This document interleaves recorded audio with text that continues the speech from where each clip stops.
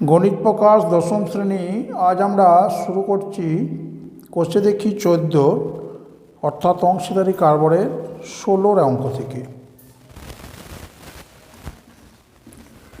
16 একের অঙ্ক। 16 একের অঙ্কে দেওয়া আছে কোনো যৌথ ব্যবসায়ে 3 বন্ধুর মূলধন যথাক্রমে 200 টাকা, 150 টাকা এবং 250 টাকা। একই সময় পরে তাদের লভ্যাংশে অনুপাত হবে। অপশন দেওয়া আছে, আমাদের সঠিকটি নির্বাচন করতে হবে। তাহলে দেখো, এখানে 3 বন্ধুর মূলধন দেওয়া আছে 200 টাকা, 150 টাকা এবং 250 টাকা। আমরা সহজেই এদের মূলধনের অনুপাত বের করতে পারব। তাহলে লিখব আমরা 3 বন্ধুর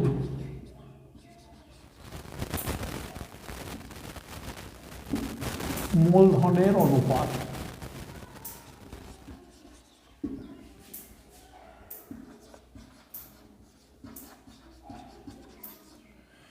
3 বন্ধুর মূলধনের অনুপাত হলো, প্রথম বন্ধুর মূলধন 200 টাকা, তাহলে 200:2।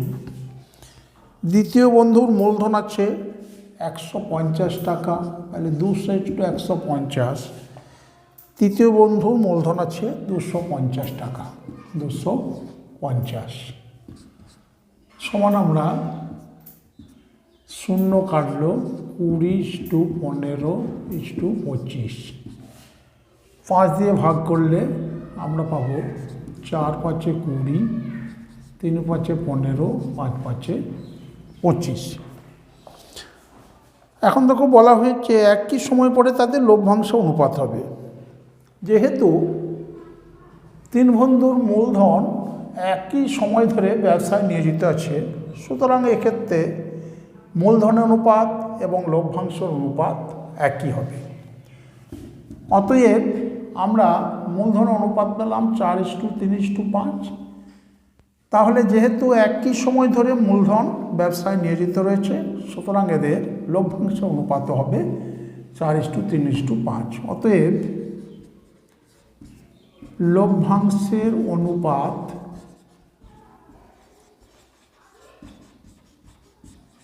সমান 4:3:5। এবার আসবো আমরা 16 2 নম্বর অঙ্কে।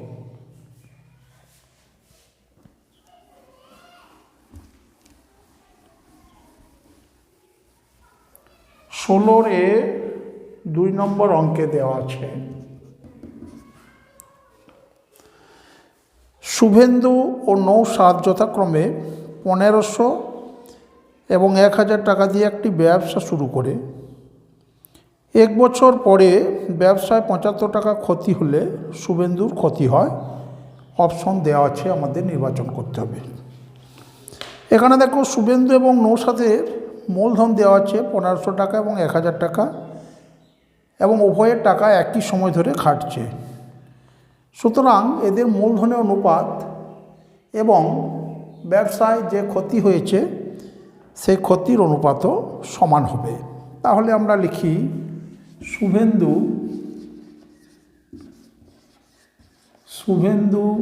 ও নৌসাদের মূলধনের অনুপাত।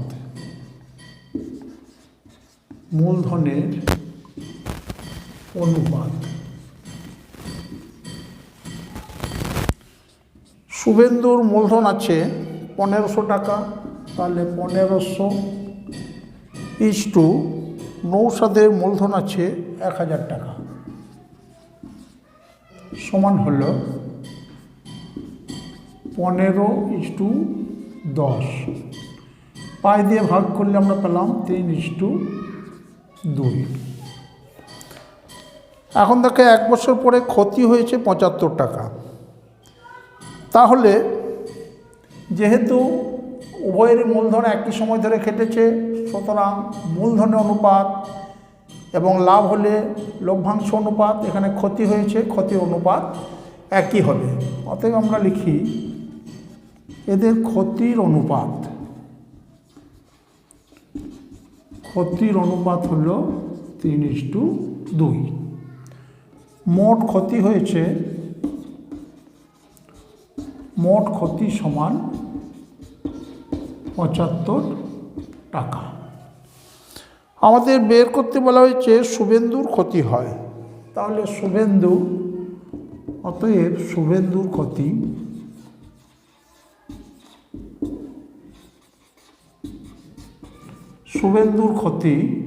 সমান, এখানে দেখো 3/3 + 2 × 75 টাকা সমান হলো 3/5 × 75 টাকা সমান 3×15 = 45 টাকা। তাহলে শুভেন্দুর ক্ষতি হলো 45 টাকা, অপশন এ।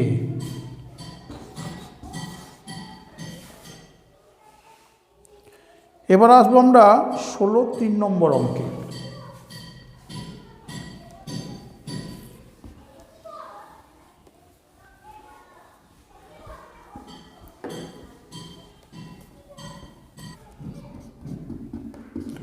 ষোলো 3 নম্বর অঙ্কে দেওয়া আছে ফতিমা, শ্রেয়া এবং স্মিতা তিনজনে মোট 6,000 টাকা দিয়ে একটি ব্যবসা শুরু করে। 1 বছর পরে ফতিমা, শ্রেয়া ও স্মিতা যথাক্রমে লভ্যাংশের 50 টাকা, 100 টাকা এবং 150 টাকা পায়। তাহলে স্মিতা ওই ব্যবসায়ে নিয়োজিত করে কত টাকা? এখানে অপশন দেওয়া আছে। তাহলে দেখো, ফতিমা, শ্রেয়া এবং স্মিতা তিনজনের মোট মূলধন হলো 6,000 টাকা। 1 বছর পরে তাদের লভ্যাংশ হয়েছে 50 টাকা, 100 টাকা এবং 150 টাকা। তাহলে আমরা এখানে লভ্যাংশের অনুপাত সহজে পেয়ে যাব। এখন যেহেতু তিনজনের টাকা একটি সময় ধরে খেটেছে, সেই জন্য লভ্যাংশের অনুপাত এবং মূলধনের অনুপাত সমান হবে। তাহলে আমরা লিখে নেব মোট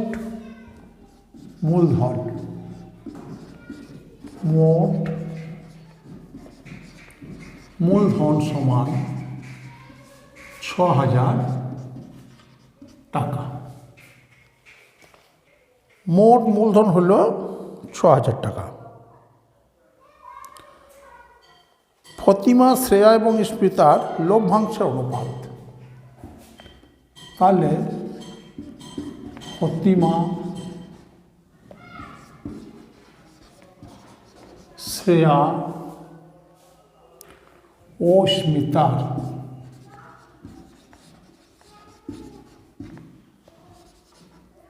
লভ্যাংশের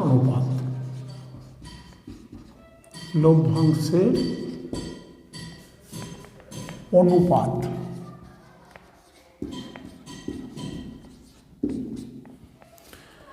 দেখো, ফতিমার লভ্যাংশ হলো 50 টাকা, তাহলে 50:, শ্রেয়ার লাভ হচ্ছে 100 টাকা, 100:, স্মিতার আছে 150, তাহলে হলো 5:10:15, 5 দিয়ে ভাগ যায়, 1:2:3। যেহেতু তিনজনের মূলধন একই সঙ্গে খেটেছে, মানে একই সময় ধরে খেটেছে, সেই জন্য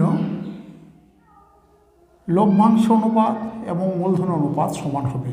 অতএব আমরা লিখব মূলধনের অনুপাত,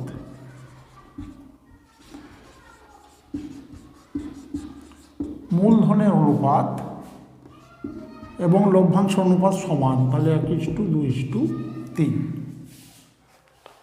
আমাদের বের করতে হবে স্মিতা ওই ব্যবসায়ে কত টাকা নিয়োজিত করেছিলেন। অতএব স্মিতার মূলধন,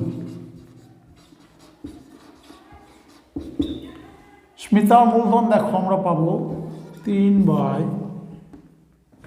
+ 2 + 3 আনুপাতিক ভাগ হারে, এবং মোট মূলধন আছে 6,000। টাকা। তাহলে হলো 3/3 5 আর 6 ইন্টু 6,000 টাকা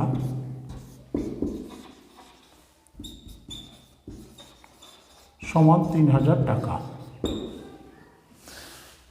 তাহলে আমরা বের করতে পারলাম স্মিতার মূলধন হলো 3,000 টাকা, অপশন সি। এবার আসবো আমরা 16 4 নম্বর অঙ্কে।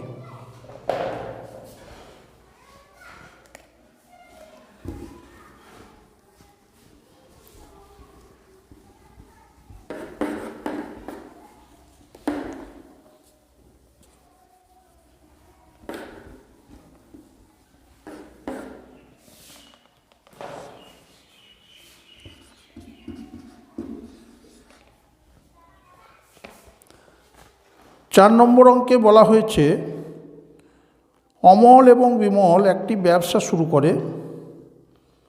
অমল 500 টাকা 9 মাসের জন্য, বিমল কিছু টাকা 6 মাসের জন্য ব্যবসায় নিয়োজিত করে। ব্যবসায় মোট লাভ হয় 69 টাকা এবং বিমল লাভে 46 টাকা পায়। তাহলে ব্যবসায় বিমলের মূলধন। এখানে দেখো অমল 500 টাকা 9 মাসের জন্য ব্যবসায় নিয়োজিত করেছে এবং বিমল কিছু টাকা 6 মাসের জন্য ব্যবসায় নিয়োজিত করেছে। আমরা এখানে লিখে নেব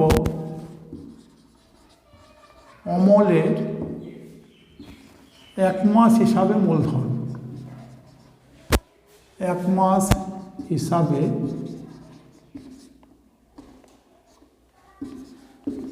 মূলধন।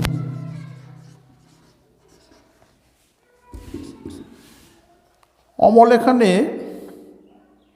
500 টাকা 9 মাসের জন্য নিয়োজিত করেছে, অতএব 500 × 9 সমান 4500 টাকা। বিমলের ক্ষেত্রে বলা হয়েছে কিছু টাকা 6 মাসের জন্য। তাহলে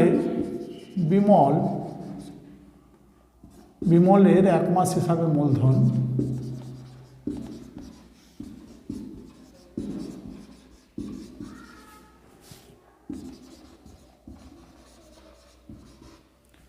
এখানে বিমলের কত টাকা নিয়োজিত করা হয়েছে বলা হয়নি, আমরা ধরে নেব x টাকা।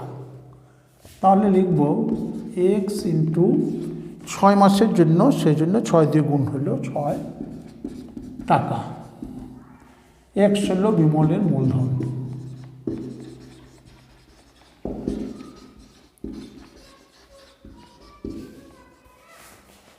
অতএব অমল ও বিমলের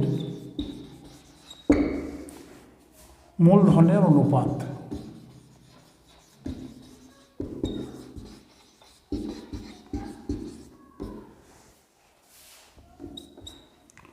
অমলের মূলধন আছে 4500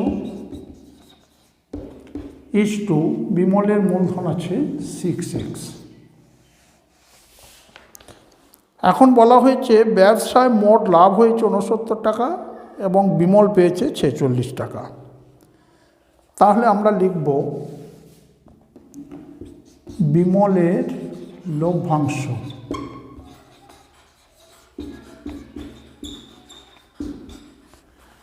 বিমল পেয়েছে 46 টাকা, তাহলে হলো 46 টাকা। এখানে দেখো মোট লাভ হয়েছে 69 টাকা, তার মধ্যে বিমল 46 টাকা পেয়েছে, বাকিটা পেয়েছে অমল। অতএব অমলের লভ্যাংশ সমান 69 - 46 সমান 23 টাকা। এখন দেখো আমরা মূলধনের অনুপাত পেয়েছি আর এখানে দুজনের লভ্যাংশ পেয়েছি, তাহলে লভ্যাংশ অনুপাত আমরা বের করতে পারব। যেহেতু দুজনের টাকা একটি নির্দিষ্ট সময় ধরে খাটছে, সুতরাং লভ্যাংশ অনুপাত এবং মূলধনের অনুপাত সমান হবে। সেজন্য আমরা লিখতে পারব এখানে মূলধনের অনুপাত হলো অতএব 4500 is two 6x is equal two, আমরা এখানে লিখতে পারবো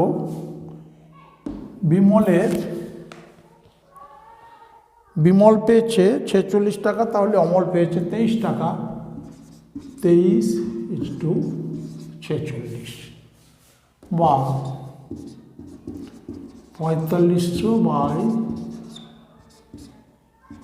23 বাই, এখন আমরা হিসাব করে নেব।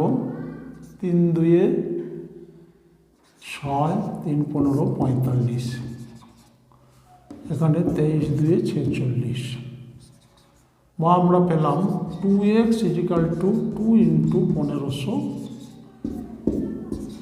বা x ইজিক্যাল টু হল 1500। অতএব ব্যবসায় বিমলের মূলধন হল 1500 টাকা। এখানে অপশন দেওয়া আছে আমাদের এ, তাহলে অ্যান্সার হলো অপশন এ। তাহলে আমরা বের করতে পারলাম ব্যবসায় বিমলের মূলধন 1500 টাকা, অপশন এ।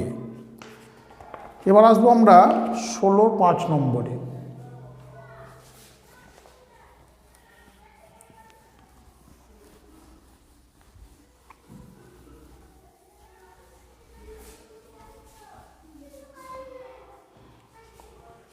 16-5 দেওয়া আছে পল্লবী 500 টাকা 9 মাসের জন্য, রাজিয়া 600 টাকা 5 মাসের জন্য ব্যবসায় নিয়োজিত করে। লভ্যাংশ তাদের মধ্যে বণ্টিত হবে যে অনুপাতে। তাহলে দেখো, আমরা প্রথমেই পল্লবী এবং রাজিয়া মূলধনের অনুপাত বের করে নেব, এবং সেটা 1 মাস হিসাবে। তাহলে লিখি পল্লবী ও রাজিয়ার 1 মাস হিসাবে মূলধন, 1 মাস হিসাবে মূলধন। পল্লবী 500 টাকা 9 মাস খাটছে, তাহলে 500 ইন্টু 9 ইজ টু। রাজিয়া 600 টাকা 5 মাস খাটছে, তাহলে 600 ইন্টু 5। তাহলে আমরা হিসাব করে নেব, 0 0 কাটে, 45 ইজ টু 30, 3 15 45, 3 ইজ টু 2। এখানে দেখো, পল্লবী এবং রাজিয়ার উভয়েরই মূলধন 1 মাস ধরে খাটছে। যেহেতু মূলধন 1 মাস ধরে খাটছে, সুতরাং এক্ষেত্রে উভয়েরই মূলধন সমান সময় খাটার জন্য মূলধনের অনুপাত এবং লভ্যাংশ অনুপাত সমান হবে। অতএব লভ্যাংশের অনুপাত হবে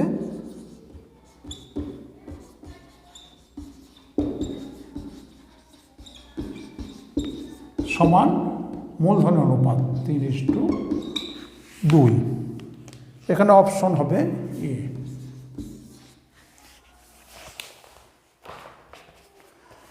এবার আসবো আমরা 16 বি। 16 বি 1 অঙ্ক। 16 বি 1 অঙ্কে দেওয়া আছে, নিচের বিবৃতিগুলি সত্য না মিথ্যা লিখি। অংশীদারি ব্যবসায় কমপক্ষে লোকের দরকার 3 জন। তাহলে যা দেওয়া আছে আমরা লিখব,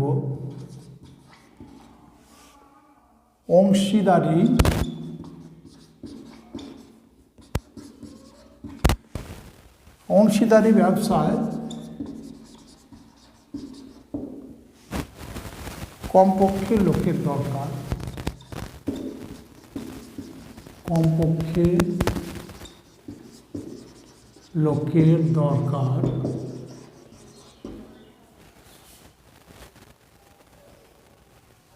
3 জন।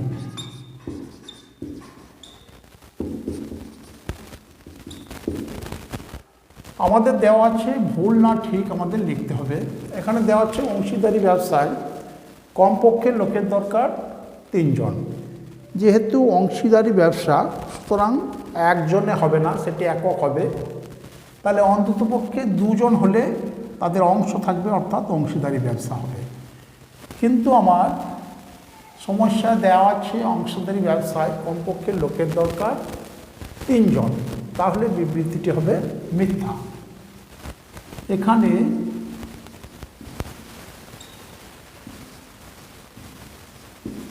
সঠিক তথ্য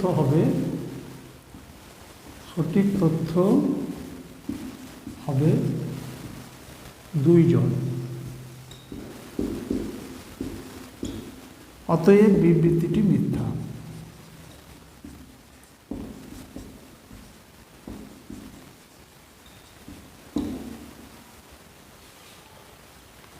ষোলোর 2 দেওয়া আছে, 16-2 দেওয়া আছে একটি ব্যবসায় রাজু আসিফের মূলধনের অনুপাত 5:4।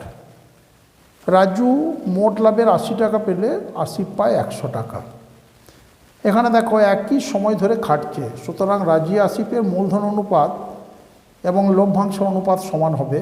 দেওয়া আছে মূলধনের অনুপাত, তাহলে প্রদত্ত মূলধনের অনুপাত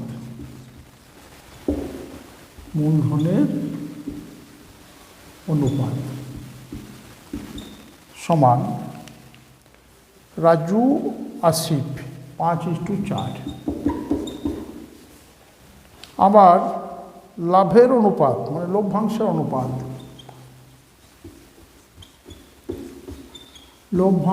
অনুপাত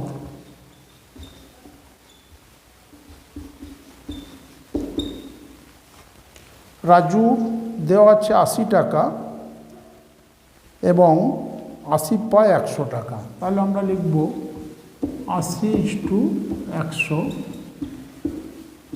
8:10 সমান 4:5। তাহলে দেখো আমরা পেয়েছি রাজু আসিফের মূলধন অনুপাত 5:4, আর আমরা বের করেছি রাজু এবং আসিফের লভ্যাংশ অনুপাত 4:5। সুতরাং মূলধন অনুপাত এবং লভ্যাংশ অনুপাত আলাদা দেওয়া আছে, যা হতে পারে না। তাহলে লিখব আমরা অতএব বিবৃতিটি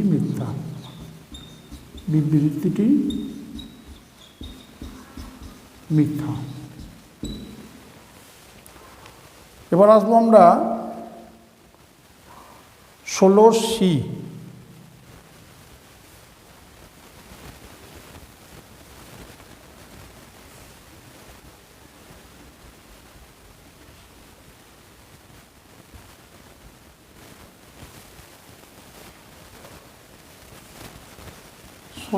C 1 নম্বর, শূন্যস্থান পূরণ করি। অংশীদারি কারবার শূন্যস্থান দেওয়া আছে, ধরনের দেওয়া আছে। আমরা জানি অংশীদারি কারবার 2 ধরনের, সরল এবং মিশ্র। তাহলে 1 নম্বরের শূন্যস্থানে আমরা লিখব অংশীদারি কারবার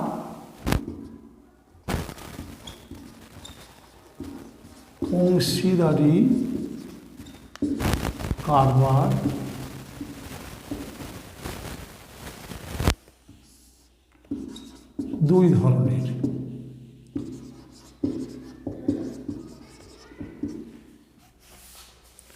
সি এর 2 নম্বরে দেওয়া আছে অন্য কোনো শর্ত ছাড়া অংশীদারি ব্যবসায় অংশীদারগণ সমান সময়ের জন্য মূলধন নিয়োজিত করলে তাকে শূন্যস্থান দেওয়া হচ্ছে অংশীদারি কারবার বলে। এখানে দেখো যদি অন্য কোনো শর্ত না থাকে এবং মূলধন যদি সমান সময় ধরে খাটে, তাহলে যে অংশীদারি কারবার তাকে আমরা বলি সরল অংশীদারি কারবার। তাহলে আমরা শূন্যস্থানে লিখব অন্য কোনো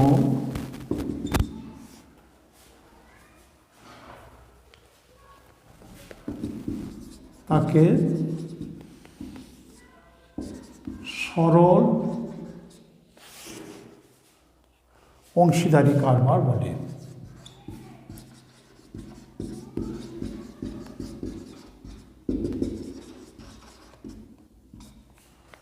তাহলে যদি মূলধন সমান সময় ধরে চলে তাহলে সেটিকে আমরা সরল অংশীদারি কারবার বলি। এবার আসছি আমরা সি এর 3 নম্বর।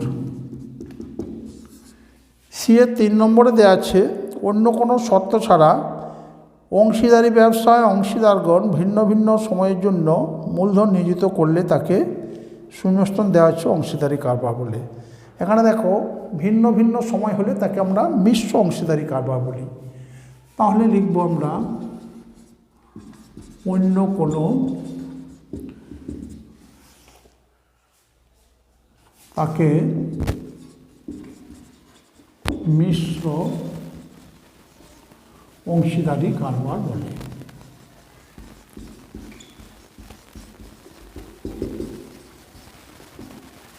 তাহলে সমান সময় ধরে চললে তাকে সরল এবং ভিন্ন ভিন্ন সময় ধরে যদি মূলধন খাটে তাহলে তাকে বলা হচ্ছে মিশ্র অংশীদারি কারবার। শূন্য স্থানগুলি চিহ্নিত করে দিলাম। তাহলে আমরা বের করলাম যে ভিন্ন ভিন্ন সময়ে মূলধন নিয়োজিত করলে তাকে মিশ্র অংশীদারি কারবার বলে। আজকে আপাতত এই পর্যন্তই।